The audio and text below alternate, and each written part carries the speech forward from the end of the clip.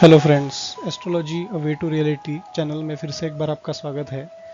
दोस्तों, आज हम जानेंगे सिख समाज के शोधकर्ता और 10 उनके गुरुओं में से पहले गुरु, धर्म गुरु श्री गुरु नानक देव, उनकी कुंडली के बारे में।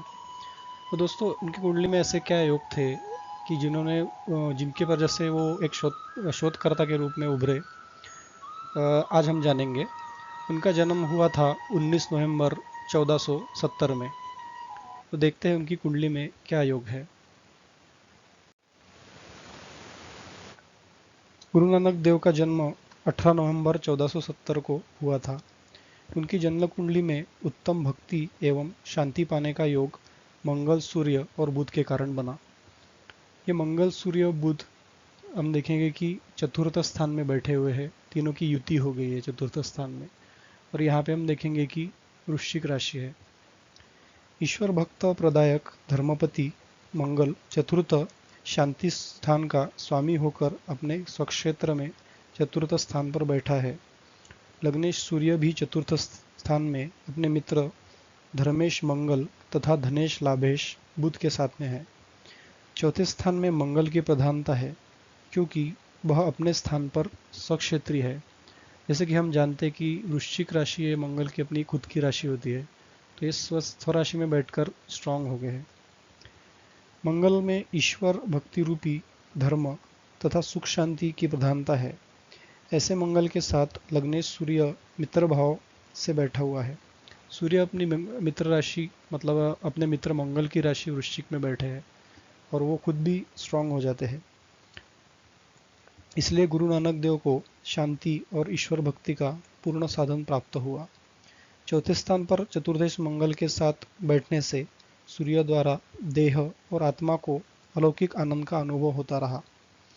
धनेश लाभेश बुध के साथ बैठने से उन्हें शांति और भक्ति रूपी धन लाभ का संचित सुख प्राप्त हुआ। जैसे बुध हम देखेंगे कि सूर्य मंगल के साथ बैठे हैं और वो धन स्थान और जो लाभ स्थान है उसके स्वामी होकर वो यहाँ पे बैठे हैं। भक्ति रूपी धन की संचित शक्ति के कारण आज भी उनका नाम अमर है। यदि जातक के 3 ग्रह चौथे स्थान पर बलवान होकर बैठे हो तो वह वाहन, माता, गाड़ी, भूमि, इन सब चीज़ों का वो भोगने वाला अधिकारी हो जाता है और एक महान सुख भोगने वाला अधिकारी होकर उभरता है। महान सुख सांसारिक वस्तुओं में नहीं अपितु ईश्वर भक्ति में मिलता है। वही सुख गुरु नानक देव को प्राप्त हुआ। कर्मस्थान का स्वामी राजेश शुक्र तीसरे स्थान पर तुला राशि में स्वक्षेत्री होकर बैठा है। हम देखेंगे कि ये तीसरा स्थान है और वहाँ पे तुला राशि है जो कि शुक्र की अपनी खुद की राशि है। इसलिए उनका अखंड सकर्म रूपी पुरुषार्थ आज भी संसार में व्याप्त है। सप्तम षष्ठे शनि दशम कर्म स्थान में जाकर बैठा है। देखिए शनि यहाँ पे कर्म स्थान में बैठा है जो कि शुक्र की राशि है, जो कि खुद ही बलवान है। उसके साथ में वैश चंद्रमा उच्च का होकर विराजमान है। जैसे कि हम जानते हैं कि चंद्र की उच्च राशि वृष होती है, जो 2 नंबर यानी वृष राशि है, और चंद्र यहाँ पे उच्च के होकर बैठा है। इसलिए उनके दैनिक कर्म और मानसिक कर्म योग का पालन नित्य प्रति चलता रहता था। चंद्रमा के उच्च होने से उनका मन सदैव प्रसन्न रहता था। हम देखेंगे कि गुरु की जो दृष्टि है 1 2 3 4 5 6 7 8 और 9वीं दृष्टि जो चंद्र पे और शनि पे पड़ रही है, तो उसके कारण उनके कर्म काफ़ी अच्छे थे। चंद्रमा पर गुरु की दृष्टि होने के कारण वो मन से प्रसन्न रहते थे क्योंकि चंद्र मन का कारक होता है। तो शनि चंद्र एक प्रकार से बहुत शुभ प्रभाव में गुरु के आ गए।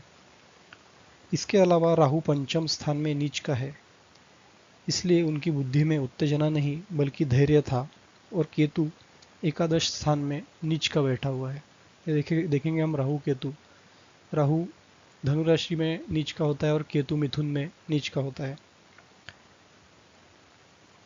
इसलिए लाभ प्राप्ति के लिए कोई विशेष साधन नहीं था क्योंकि केतु एकादश में नीच का है। गुरु पंचमेश और षष्ठमेश होकर धन स्थान में है। वह कर्म स्थान को नवम पूर्णीय दृष्टि से तथा अपने आयु स्थान को 7वीं दृष्टि से देख रहा है। इससे आयु की वृद्धि के साथ साथ उन्हें प्रसिद्धि भी प्राप्त हुई। कर्मस्थान पर दृष्टि होने से उन्होंने हृदय की ज्ञान शक्ति को भी कर्म उन्नति में ही लगा रखा था। उनके ग्रहों में सूर्य और मंगल का यह योग भक्ति का प्रधान कारक है। हम देखेंगे कि सूर्य मंगल बहुत स्ट्रांग है 4th हाउस में, और उसी के कारण एक भक्ति का मार्ग उनके जीवन में खुला।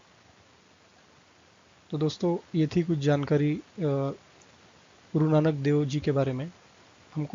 आपको हमारा वीडियो कैसा लगा हमें कमेंट करके लिखना ना भूलिए, तथा हमारे चैनल को सब्सक्राइब करना भी ना भूलिए। Thank you very much.